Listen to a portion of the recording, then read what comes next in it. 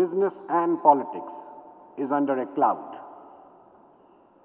Barring a handful of exceptions, custodians of corporate governance, like boards of directors, top management, regulators, and auditors, face a loss of confidence.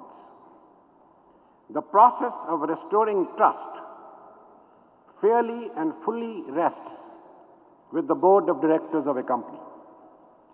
This responsibility cannot be wished away, it cannot be delegated. I perceive this as a challenge to step forward from CSR to ISR, from corporate social responsibility to individual social responsibility of the CEO, from generic corporate accountability to individual answerability of the CEO. I say so because I sense the evolution of a new phase of human enterprise that is redefining the criteria of success as well as recontouring the routes to success. There have been 4 phases till now. Phase 1 was strong fish eating weak fish. This was the law of preservation till the early days of industrialization. The Romans, the Turks, the British, they ruthlessly followed the path of ruthless domination. Phase 2 was big fish eating small fish. It started with the concept of joint stock company. British East India Company in 1600 created an ingenious financing model, lowering risk and giving birth to business politics nexus, or what's called crony capitalism.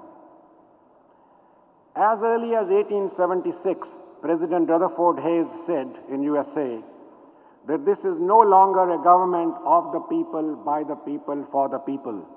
It is now a government of the corporations, by the corporations, for the corporations.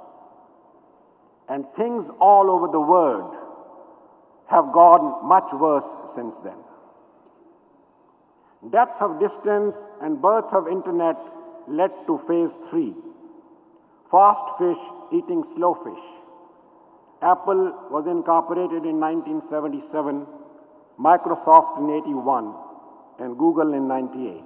Early 21st century, and we've witnessed the dominance of a new kind of corporation. Phase 4, intelligent fish eating dumb fish. Indian trio of TCS, Infosys, and Wipro, Embraer in Brazil, Haier in China, Samsung in South Korea, discovered a new era. For companies that failed, the change of a phase was the trigger. But those that prevail have an eclectic mix of all these traits. They are strong, they are big in substance, they are fast and responsive, and invariably intelligent.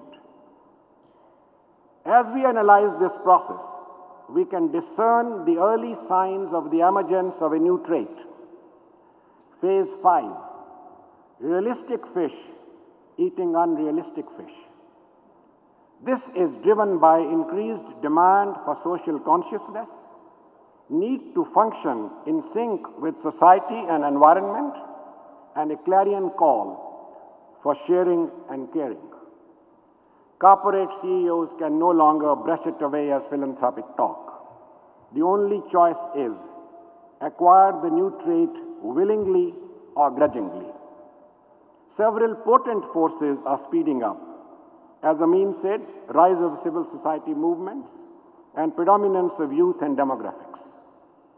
Corporations that are realistic enough to acknowledge this new realism will emerge as winners in 21st century. A company that makes only money will be considered a poor company hereafter. In this transformation, what do CEOs need? Traits that would make a CEO an exceptional leader. The prerequisite for any person who is already a CEO or aspires to become one are base camp leadership traits. These fall in two domains: traits relating to strengths within, physical traits, like basic intelligence, energy and drive, and professional will.